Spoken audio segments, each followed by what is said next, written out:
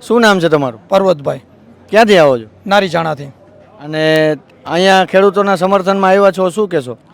ખેડૂતોના સમર્થનમાં કહેવાય એટલું માગીએ છીએ કે આજે આપણને પરિપત્રનો લોલીપોપ આપ્યો હોય, અમને કોઈ વાર્ય નથી. અને તમારી પાર્ટ 3 ની આગળની રણનીતિ શું છે?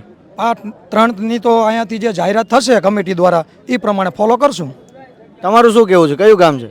મારું ગામ કોણ છે? મારું નામ જયપાલસિંહ ચૌહાણ છે. મારા કોંઢ ગામમાં પણ લાઈન નીકળે છે.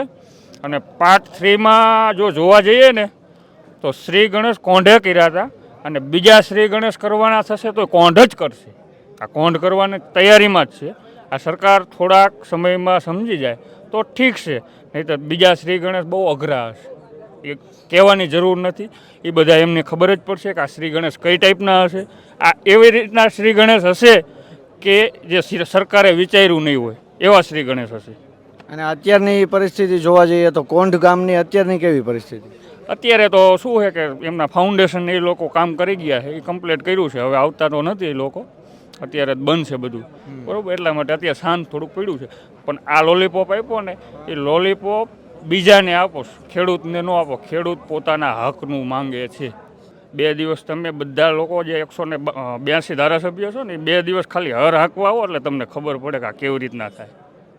અને એક વસ્તુ હું તમારા માધ્યમથી કહેવા માગું છું કે ખેડૂતનું એક એવું હોય કે જમીન સરખી રીતે ઉત્પાદન ન આપે તો એને એક વખત ઉથલ મારવી પડે.